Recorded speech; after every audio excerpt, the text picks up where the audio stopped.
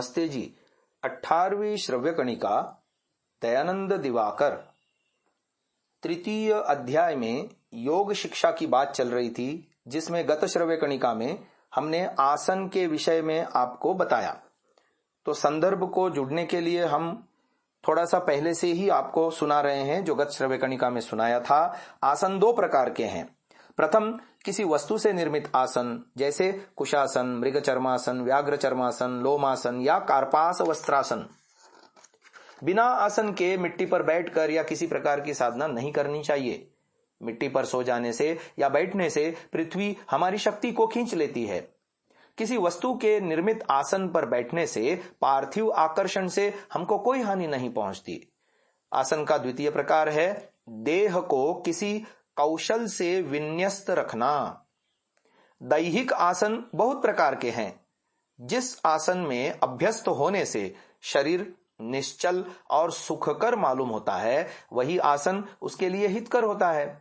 अधिकांश साधकों के लिए मुक्त पद्मासन ही बहुत अच्छा है। जितनी कम आयु से आसन का अभ्यास होता है, उतना ही अच्छा रहता है। अधिक आयु में आसन का अभ्यास कठिन हो जाता है, क्योंकि पैरों की हड्डियां मोटी हो जाने से पैरों को मोड़ने में कष्ट होता है। सभी आसनों में मेरुदंड को सीधा रखना होता है। मेरुदंड के अंदर सुषुम्ना नाड़ी है। उस नाड़ी पथ से शक्ति ऊपर उठती है। मेरुदंड के निम्नतम स्थान से शक्ति ऊपर उठकर मस्तक के अंदर सहस्रार तक पहुंच जाती है।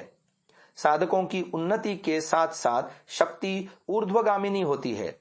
जितनी विषयासक्ति कम हो जाएगी और वैराग्य की वृद्धि होगी, वह शक्ति उतनी ही ऊपर की तरफ जाएगी। साधना की उन्नति इस पर ही निर्भर करती है। मेरुदंड सीधा रखने से सुषुम्ना सीधी और टेढ़ा रखने से टेढ़ी होती है। सुषुम्ना सीधी रहने से शक्ति सीधी आवागमन कर सकती है।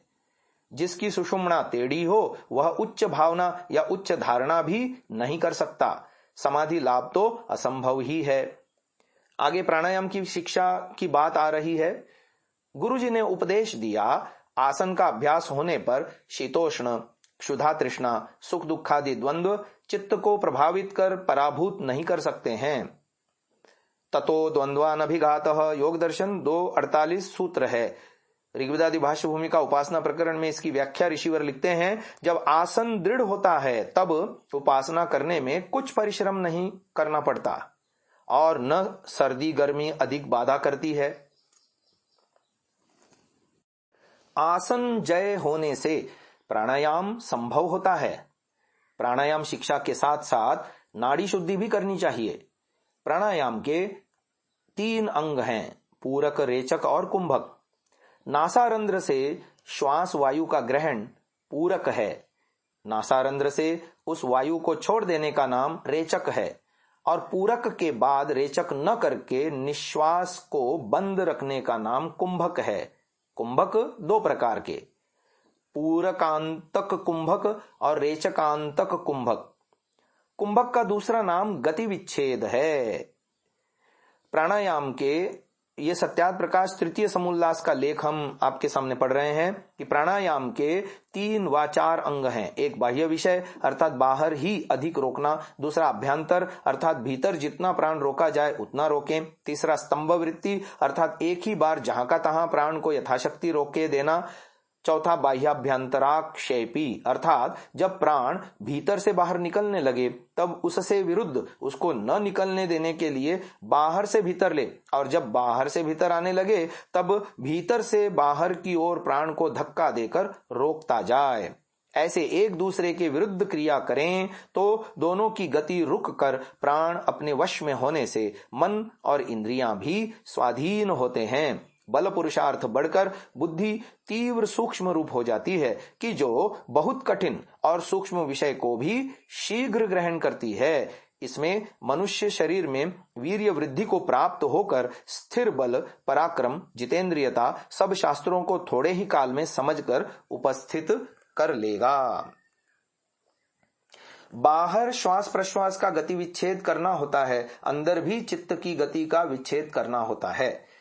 चित्त सर्वदा चंचल है।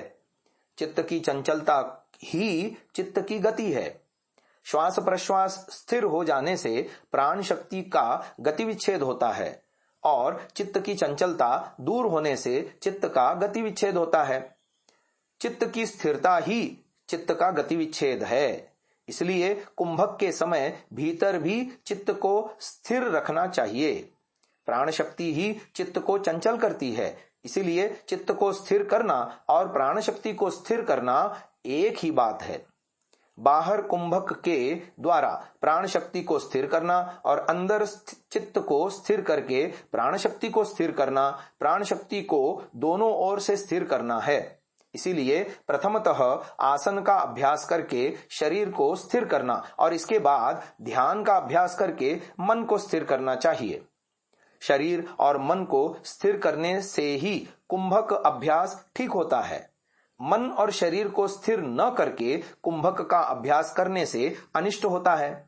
इसलिए जो लोग अत्यंत संसारी और विषय सेवी हैं, उनका कुंभक करना अपने को खतरे में डालना है। मन के चांचल्य के साथ भी कुंभक नहीं करना चाहिए। जो लोग त्रिताप से प्राप्त वैराग्य के साथ और विषयासक्ति छोड़कर चित्त को स्थिर करके कुंभक का अभ्यास करते हैं, उनको बहुत ही सुफल मिलता है। प्रथम प्राणायाम शिक्षार्थी को आसन अभ्यास के साथ नाड़ी शुद्धि भी करनी चाहिए। प्रथमम नाड़ी शोधनम कर्तव्यम ततः प्राणायामेधिकारः। ये श्वेताश्वतर उपनिषद 2:8 पर शंकर भाष्य का वचन हमने आपको सुना दिया। अब आते हैं नाड़ी शुद्धि पर। नाड़ी शुद्धि किसे कहते हैं? हमारे मेरुदंड के अंदर 3 नाड़ियां हैं, इड़ा, पिंगला और सुषुम्ना। ये नाड़ियां आध्यात्मिक हैं, आदिभौतिक नहीं। आध्यात्मिक विषय सूक्ष्म तत्व है, स्थूल तत्व नहीं है। बहिरिंद्रिय के द्वारा स्थूल तत्व का ज्ञान होता है और अंतरिंद्रिय के द्वारा सूक्ष्म तत्व का ज्ञान होता है। प्राणायाम से पहले नाड़ी शुद्धि करने का विधान है। आसन में नियमित रूप से बैठकर प्रथमतः दक्षिण नासारंध्र को बंद करके वाम नासारंध्र के द्वारा यथाशक्ति वायु को खींचना। जितना अधिक वायु खींचा जाए उतना ही अच्छा है। जबरदस्ती वायु खींचने से बीमारी हो सकती है। वाम नासारंध्र से यथाशक्ति वायु खींचने के बाद ही दक्षिण नासारंध्र द्वारा यथाशक्ति रेचक करना चाहिए। पूरक करने के बाद ही तुरंत रेचक करना, बीच में कुंभक नहीं करना। रेचक समाप्त होने के साथ साथ ही दक्षिण नासारंध्र के द्वारा पूरक करना और वाम नासारंध्र से रेचक करना। इस प्रकार प्रतिदिन आसानी से जब तक संभव हो करना। पूरक और रेचक के समय वायु को धीरे धीरे खींचना और धीरे धीरे छोड़ना। नासारंध्र के सम्मुख रुई धरने से रुई न संचलित हो, इस प्रकार धीरे धीरे वायु को खींचना और छोड़ना। वायु को झट अचानक नहीं खींचना और नहीं छोड़ना चाहिए। खींचने के समय और छोड़ने के समय समान गति रखनी चाहिए। इस प्रकार की नाड़ी शुद्धि के समय दूसरी कुछ चिंता नहीं लाना चाहिए। इसी क्रिया में ही मन लगाना चाहिए। श्वास प्रश्वास में ही मन को निबद्ध रखना चाहिए। बहुत दिन तक नाड़ी शुद्धि का अभ्यास करने से आसन जय होता है, शरीर लघु होता है, तामसिक भाव हट जाता है, मन में आनंद आता है, उच्च विषय के चिंतन करने की और धारणा करने की शक्ति आती है और दूसरे बहुत से प्रकार के उपकार होते हैं। खास करके इससे फेफड़ों में बल आने लगता है और फेफड़े प्राणायाम करने के लायक बन जाते हैं। नाड़ी शुद्धि करने के समय इन विषयों के प्रति ध्यान रखना चाहिए, जैसे प्रथम ब्रह्मचर्य व्रत का धारण करना, द्वितीय सात्विक और परिमित आहार करना, तृतीय निर्जन घर में रहकर अभ्यास करना, चौथा कसे कपड़े नहीं पहनना, पांचवा घर को हवादार व साफ सुथरा रखना, छठा यथारीति आसन लगाकर बैठना, सातवां वायु को यथाशक्ति धीरे धीरे खींचना व छोड़ना, आठवां श्वास प्रश्वास पर मन को एकाग्र करना, नौवां मन में बाहर की चिंता को नहीं आने देना, दसवां पेट के अंदर मल व दूषित वायु को नहीं रहने देना। असंयमी, अत्यंत इंद्रिय भोगी व ब्रह्मचर्यहीन व्यक्ति नाड़ी शुद्धि क्रिया करने से अति कठिन रोगों से आक्रांत होंगे। कुंभक अभ्यास से पहले आसन स्थिर, मन स्थिर और नाड़ी शुद्धि होने से बहुत अच्छा होता है, क्योंकि आसन जय, चित्त स्थिरता और प्राणायाम के अंदर गहरा संबंध है। आगे की बात हम आपको कल की श्रव्य कणिका में सुनाएंगे। इसे यहीं विराम देते हैं। इस वीडियो को पूरा देखने के लिए आप सभी महानुभावों का हार्दिक धन्यवाद करते हुए विनम्र निवेदन है, आज ही गूगल प्ले स्टोर से एंड्रॉयड के लिए सांतसा नामक ऐप को आप डाउनलोड करें।